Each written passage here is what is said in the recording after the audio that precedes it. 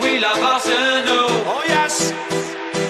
We are Arsenal. No mercy. We're Arsenal. Forever. We are Arsenal. Road to Wembley. We love Arsenal. Oh yes. We are Arsenal. Can't stop us. We're Arsenal. Forever. Tony Adams. Ray Parlour. Yes, good afternoon and welcome to Armoury TV under the umbrella of TV Sports. This is your host, Kenneth, and with me today I've got the man named Gumsa, King, Nigerian Englishman from One Touch TV. What's up? I like my crumble with some custard. Me took on my tempo like DJ Mustard. First two, bro, we got adopted. First two, bro, we got adopted. Still on the strip of my singlet. Drop a man like Kate Winslet. If you're paying back, I need interest. If you're paying back. This is how the team needs to Hey, come on you the pitch know. tomorrow, bro. Oh yeah, Hey, you know. oh yeah, now you get, there you get.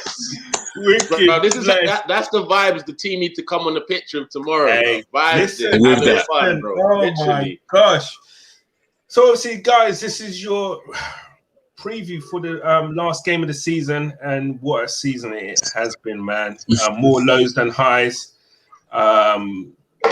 I swear this roller, I don't know, we can't even call it roller coaster, man. I didn't see many, we didn't go up that much at all, man. It's just pure just down a slide.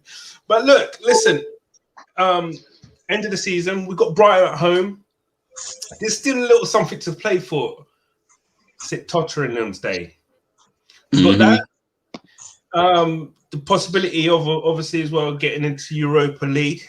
Don't want that conference league coming up. Euro Cup too. Before we get totally into it, let's have a quick word from our manager. Yes, it is very good, but as you said, the league is played in 38 games. But at least it shows that that we are able to do it, and we get a little bit more normal context, more normal situations. I'm very positive about what we can do, but at the end of the day, we are judged of what we've done in the whole season, and it's not for sure where we want to be. Well, it's a new competition, so I don't know really well what it would happen. First of all, let's try to finish as high as possible, and after we will determine if we are involved, what's the best way to do it. In some ways. Yes, and I'm really happy that things have gone so well for him because of the potential that Jot had.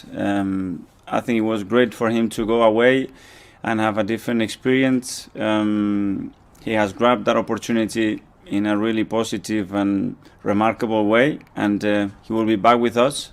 We'll have those conversations with him and plan the next few years for him. That they haven't been at the stadium for a long time, we haven't been able to be together, so hopefully a really positive atmosphere, trying to support the team and the team trying to give them some joy and win the game. Wow. So look, first and foremost, I want to come to you, King, all right, because you called it, and I saw on your Twitter, TikTok, you was talking about our form since Christmas. And I was shocked and amazed, absolutely shocked and amazed.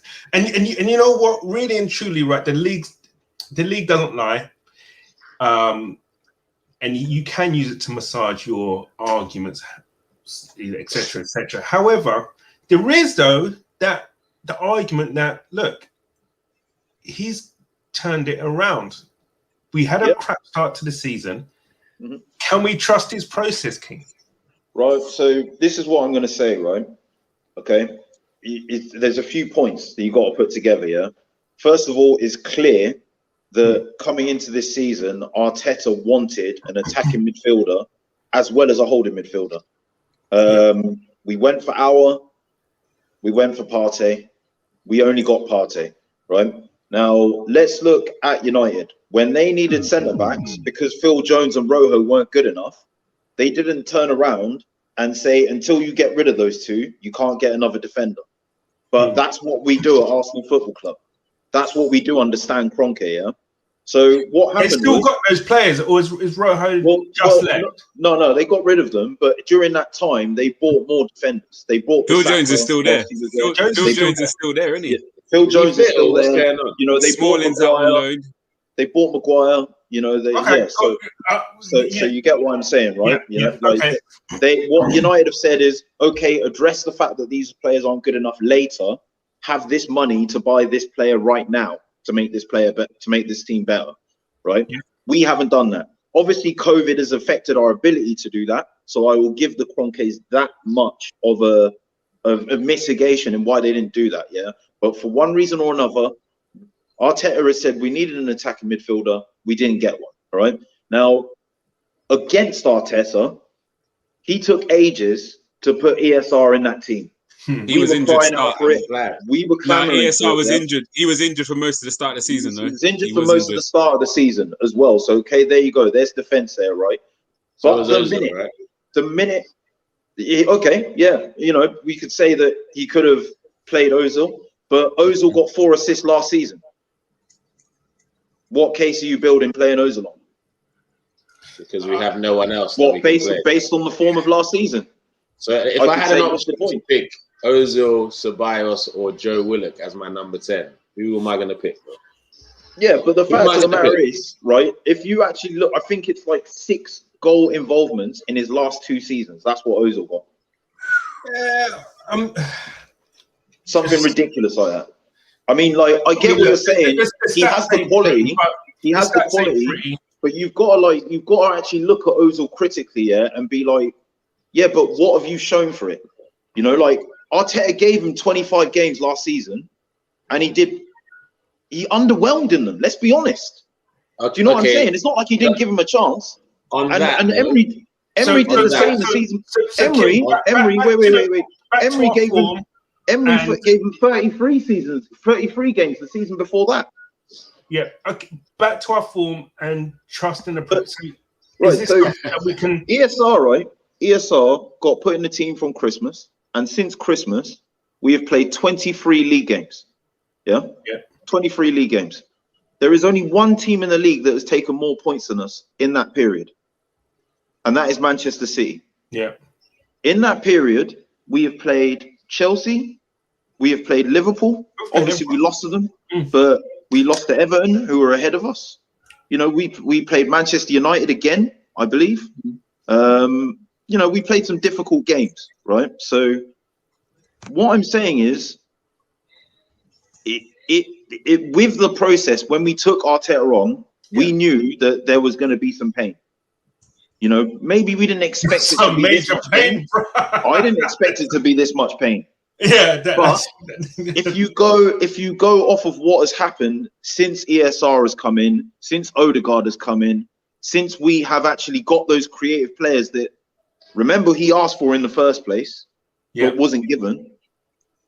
We are actually in the league on an upward trajectory. And that shows by the fact that before that, we were 15, 20 points behind those trophy dodgers. Yeah. We're now only a point behind them. Yeah. You know, and their form hasn't been as good as ours. And they've got world-class players like Harry Kane up front. Yeah. They had a world-class manager in Jose Mourinho in their dugout. Yeah. No. I mean, I get what you're saying. So then, Mr. Nigerian Englishman, so I'm going to come to you. Thank you. Man had his hand up ready for the tag like it was wrestling. Literally, because I want to address his particular points first before I go into anything else. All right. Yes. So in terms of the Ozil thing first, I know about all those stats and I get it. I definitely get it. But you cannot tell me the times where Ozil was in the side versus the times he weren't, how our quality of football dropped when he was out of the side. That's what I reckon in terms of our ability to create chances. But the question is, Hold though, on. fair enough, the quality might have dropped, but was the effectiveness there, though? Wait.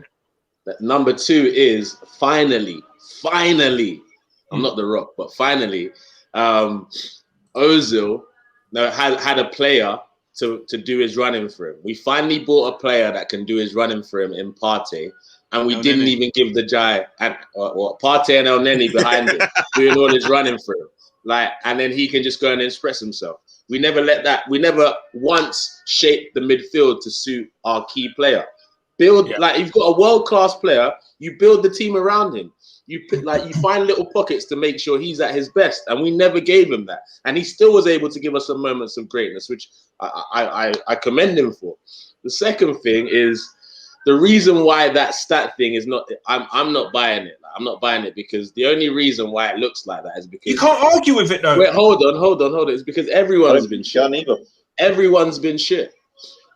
That's what it is. Everyone has been shit. So that's why we look like we're in the running now. That's all it is, guys. There's no progress in how we're playing. There's no progress in our identity. Like, teams are not scared to play us, whether we've had a better record against the Big Six or not. Teams are not scared to play Arsenal at all. Bro. What? Like, I guess that's one thing. One stat or one thing you can't. How would I say? You can't measure. In terms of, because that's sports psychology at the end of the day. Teams, you're right, are not scared now to come I agree with that as well. And have a go. I mean, gone are the days record. Embarrassing home record for a top six side. Gone are the days where a team would sit back, 10 men behind the ball, all of that. Those days are gone now. Team kind of think, okay, do you know what? We can get them. We can get something here. And you're right. So, but we can't ignore that he has, by hook or by crook, whether by luck or design, he's got something here since December. Okay, fair enough. Brother, Sam Allardyce is bantering us this season. That's it, bro. Yeah, and how did that end up for him? In relegation. We sent him down. We relegated him. We relegated him. Yeah, he came in and he tried to talk the thing for us. We bust him up around Christmas, He tried to talk the thing again. We bust him up and got his Clark relegated. So how did that work out for him? Yeah, not very well. Gumsa. Who last the hardest, That's what Sam Allardyce is remembering now. True that. I live by that one there. Gumsa, tomorrow then, I mean, obviously going with the form and everything, we could get either one or two, well, one or the other in terms of Europe. He touched on the Europa Conference there, the boss did, and I think it's suffice to say he doesn't know much about it. I think he's pretty much in the same boat as all of us. I mean, I have no idea what countries will be involved in the Conference League. I mean, I'm presuming there'll be some obviously random teams, and then you're still going to get like 7th place from Spain or Italy. But again, we don't know how they're even going to seed it. If they're, we don't know how the draw is going to be or what. I'm not too sure how it works. If there's a playoffs to get into it, I have no idea. I'm not really too fussed on that, if I'm honest. If we get in it, we get in. If we don't, we don't. Quick question, quick pop question then: Conference League or if or finish below Tottenham?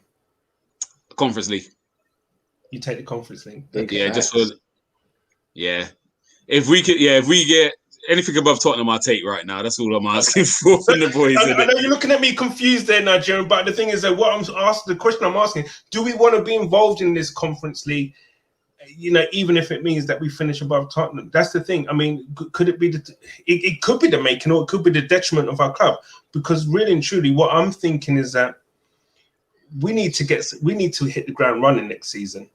Whatever players we buy, whatever, we really need to hit that ground running. And distractions like that, like meaningless Europa Conference League, whatever you want to call it, Vanarama League, I don't know what you want to call it, but do we need that distraction? For me personally, if we go into Europa normal, then I would say it's a mix of players. Do you know what I mean? The El Nenes, the Chambers, and them guys. If we go to the Euro League 2, just give that to the kids. Just put in the Balagans, put in Aziz, Joel Lopez, like that. Maybe we got a keeper who's about 7 foot. Guys, I don't think we can qualify for Europa League anymore.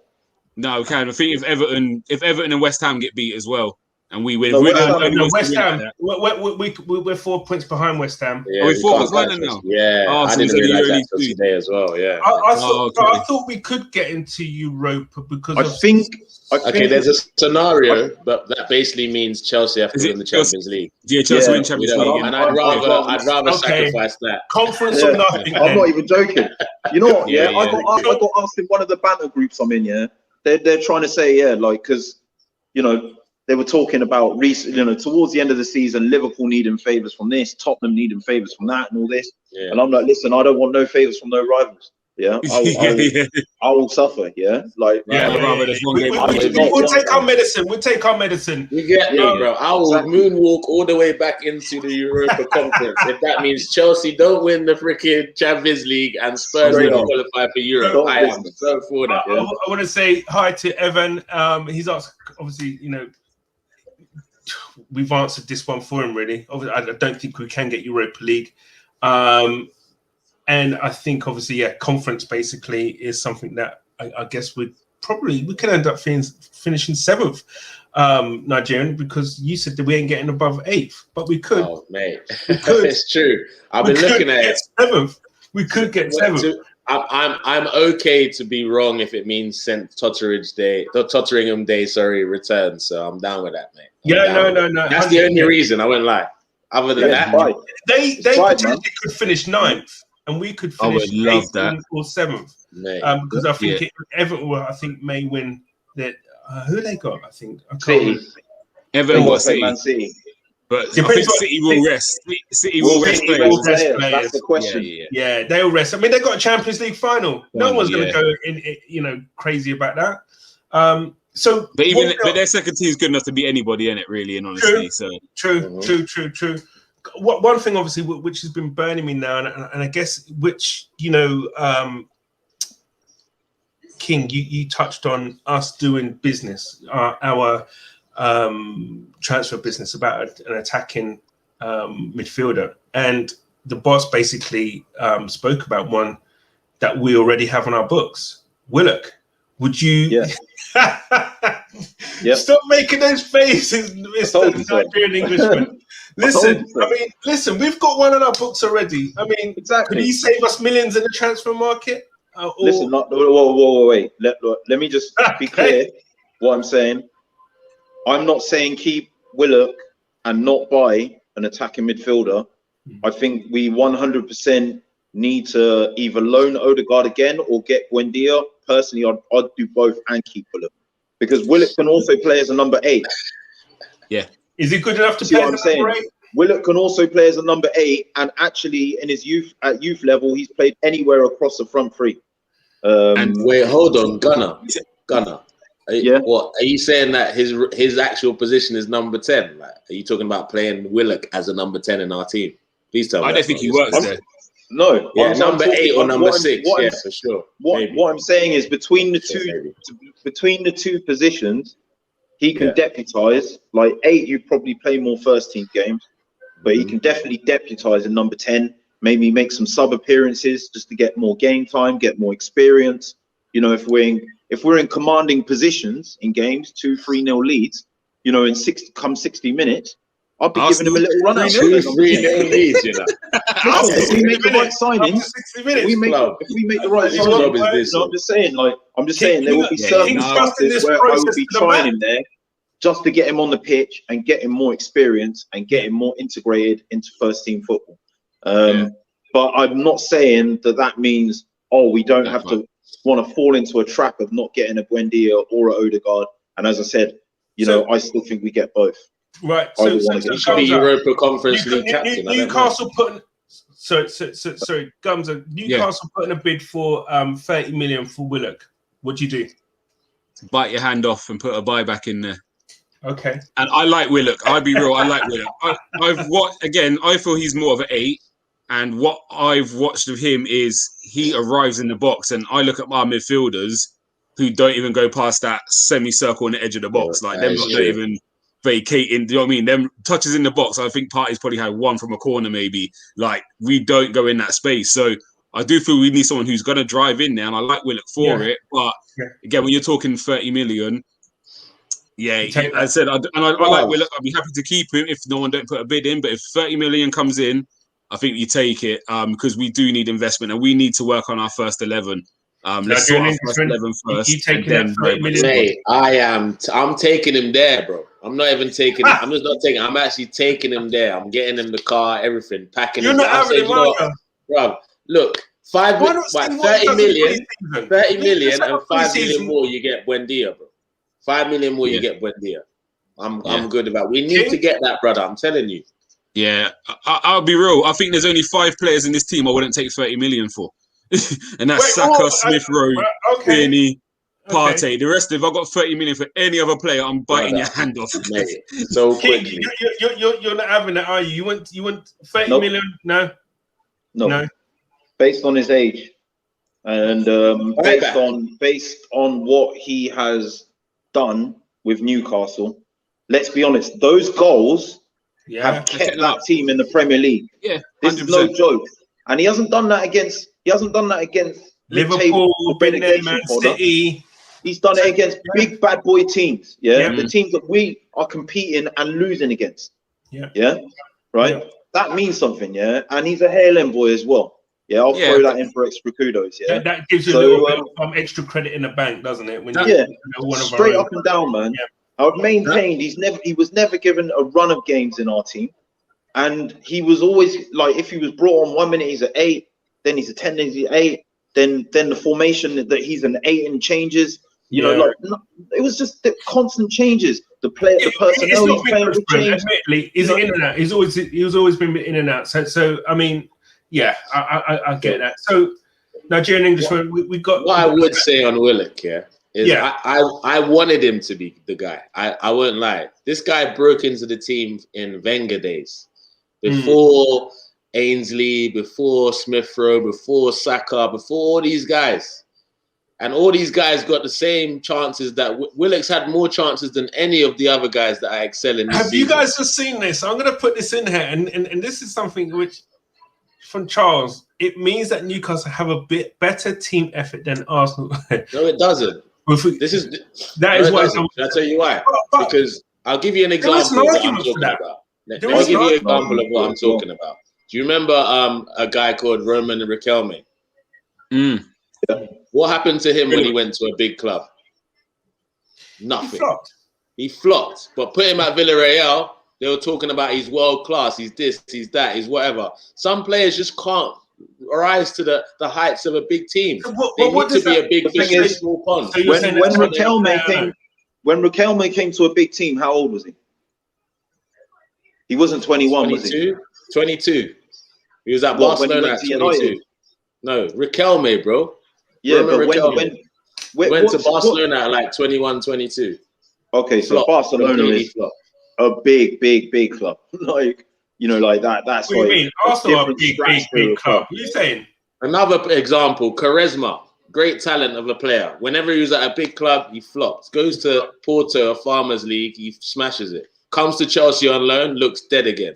Goes back to Benfica, what's the name? Some Turkish team, starts smashing it again, gets back into the national squad. There's certain players that just can't deal with the attention of being at a big club. And so you think there's something mentally then with that's what I think. Yeah. I mean, it happens. I think it's way too early to make that. Yeah, he's young. But that's what I was saying. If you're to sell him, you've got to insert a buyback clause. Whether you activate that or not. But that's how big clubs act, isn't it? Yeah, that's I mean, there's definitely certain players that are definitely have that in their, in their makeup, and it would have been great to see players like, like your Matt Letizier's or whatever go to a big club and see what he actually really could do. Yeah. So look, let's turn our attention. One more thing I want to say on that subject, is, there are more than enough players in our squad that we can make expendable, that we can sell. Gumsa said there's only 5 in his non-negotiables, right, that he wouldn't sell, I mean, I've maintained, right, I think Ainsley Maitland-Niles is older and is probably more at the state that Nigerian Englishman's describing, where we've seen enough of him. He's played even more first-team football.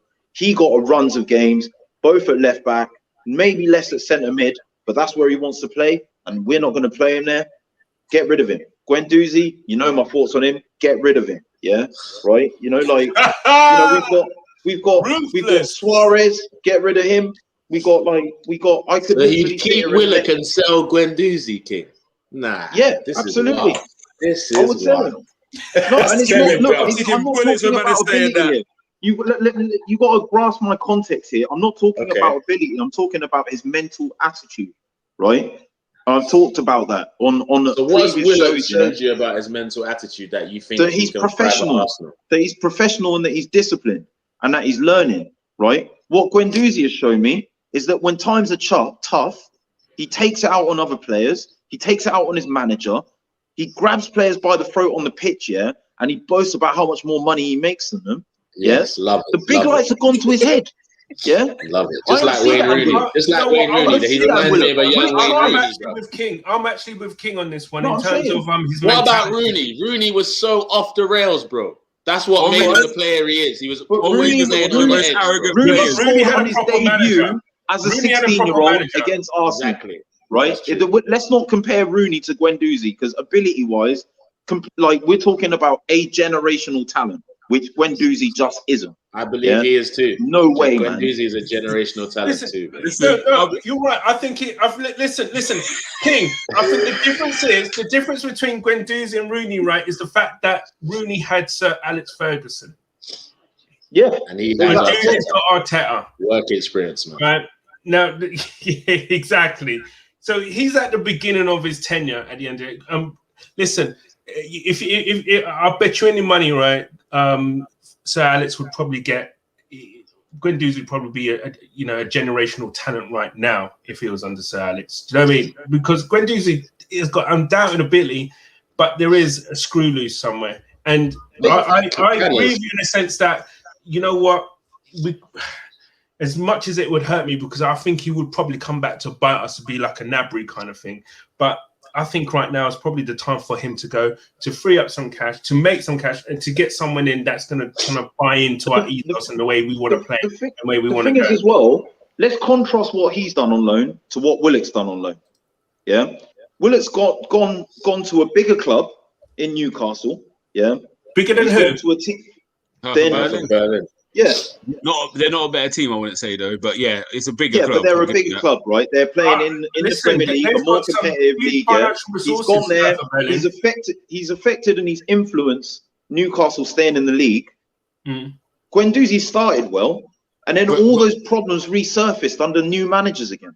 Yeah, but do you know what? But again, sometimes you've got to be very careful when you read things, because he got dropped for like 2 games, and then he was back in the team again until his injury. Also. Yeah. They're different players. So I get Willock's influence is going to be scoring goals. Guendouzi's influence is going to be dictating the play. That was one of my things about Willock. So that's that if he doesn't score, I'm thinking, what does he do in the game? Thank you. What? Tell me his key attribute. But also, he's not Ljungberg, so let's not do that either. One thing I will defend Willock on, the same reason I'll defend Lacazette, is these guys miss one chance and we're ready to kill them. Because we don't create enough. So this is the problem. When you watch Harry Kane misses 4 or 5 opportunities a game, but he'll grab 2. We're getting 1, we miss it. It's like, he's the worst striker in the world. And actually, this is a fundamental problem at Arsenal.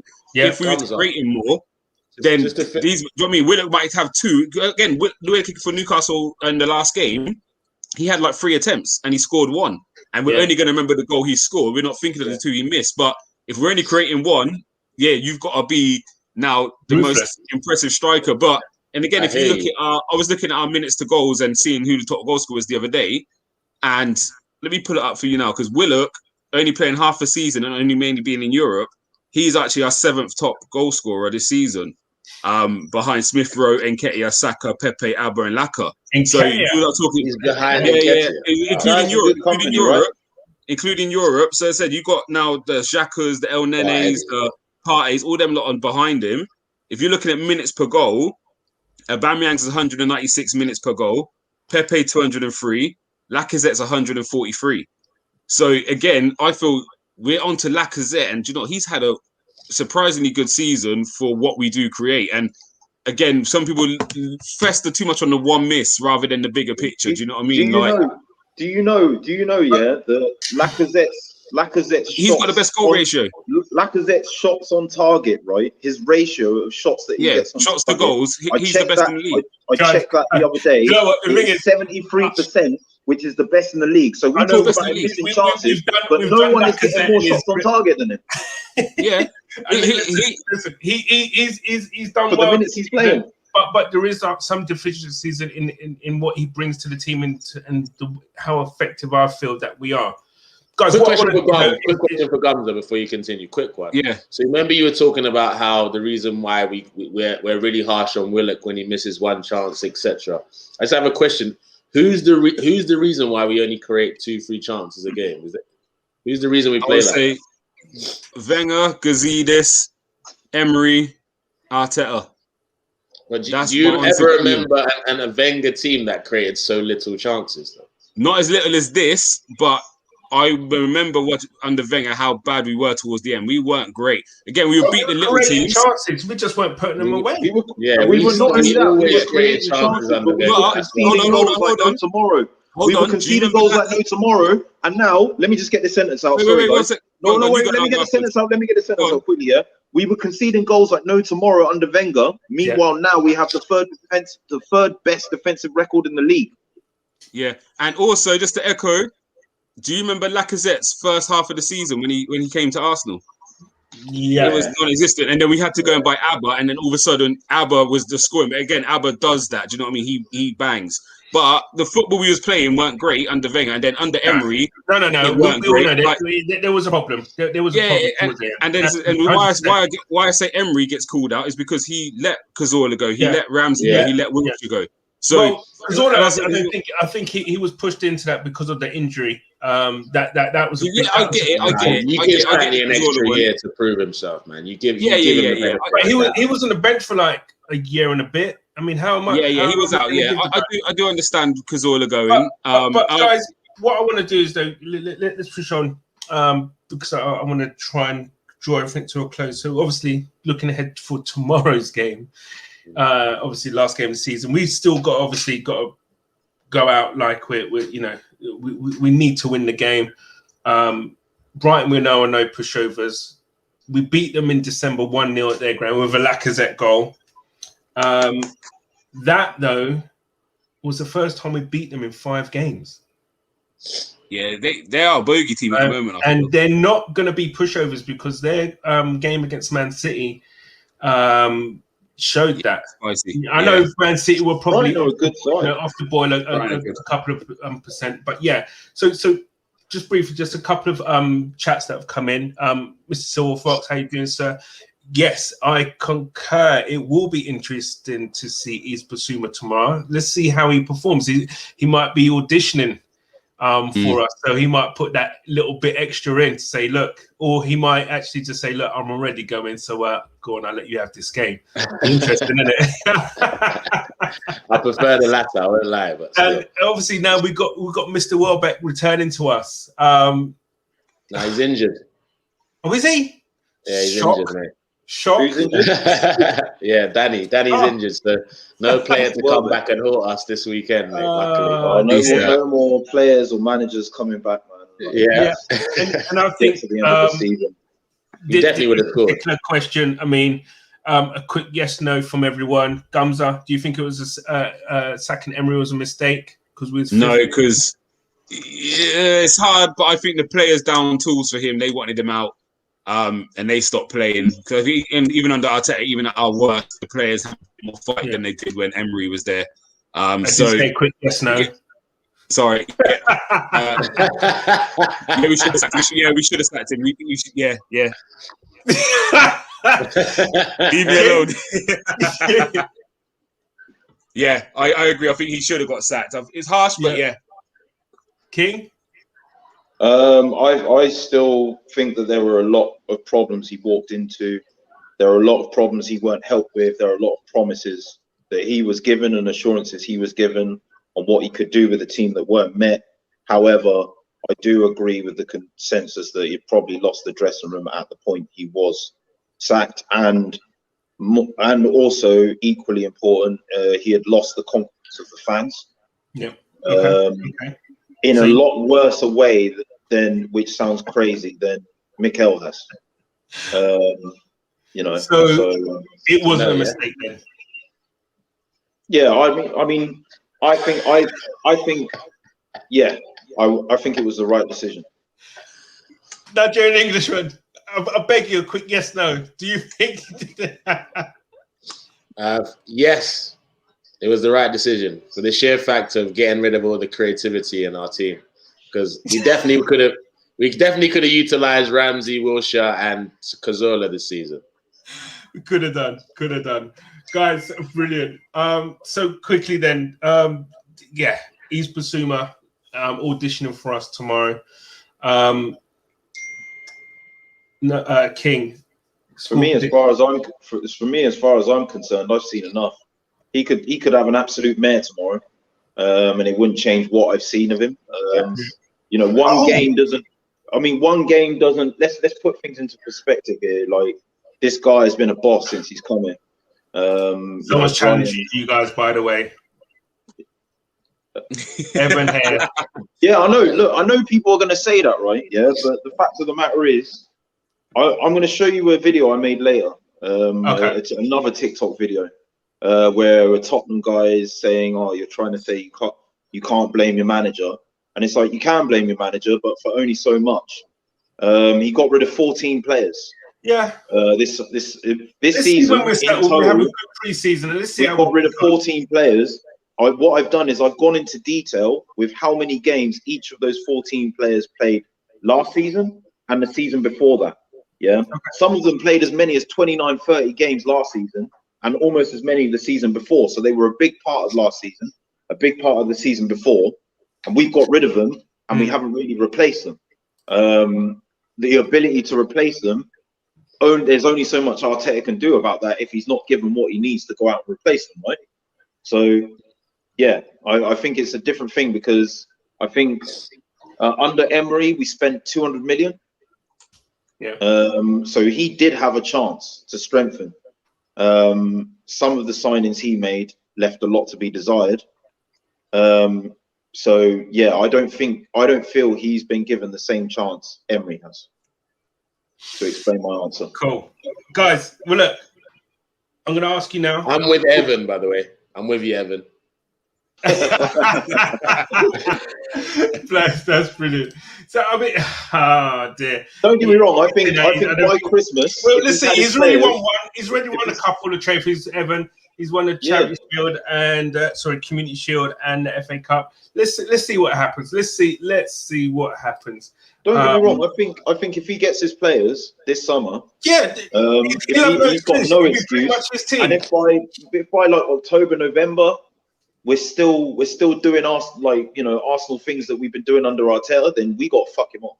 Excuse my French. No, sorry, but 100%. We just that's the lease of life I'm giving him. Nigerian Englishman, just a quick question for you, sir. Did you do your homework on Sander Berge? Nah. Oh, dude, nah, he's sleeping on this guy. Nah, bro. Because I believe we're not gonna sign Bissouma and Sander Berge. So I'm saying Bissouma. I don't want to hear my man.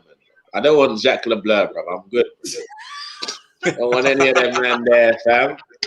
I want two bullies. I'm gonna put it on a WhatsApp chat for you. I'll put it on our WhatsApp chat. Yeah. So cool. have a cup of tea and have a look at a 4-minute video of Sander Berge. Okay. If you upload it to the group, I'll watch it. I'll do that just for you. Yeah. I see you as one of those kids at school. Where's your homework? Mr. Dog ate it. I had better excuses than that, bro. Trust me. Gumsa, tomorrow, score prediction. 3-1 Arsenal. Oh, I love that. Straight off the bat. King. I think it's going to be. I think it's going to be closer. 2-1. Arsenal. You got them to score still. Okay, Nigerian Englishman. And this is again one of the rare situations and days. Come on, man, you're on a roll. You're on a roll because you got your prediction right. So today is that day, Gunnar. I agree with Gunner King 2-1. I don't think we'll keep a clean sheet. Kodak moment. That's like lightning striking in the same place there. Flip. What's going on? Woo, guys. So, Gunner's your prediction. Why do you always try away this, from bro? that. Why do you always try this? I think we're going to get a nice little cheeky 2-0, to be fair.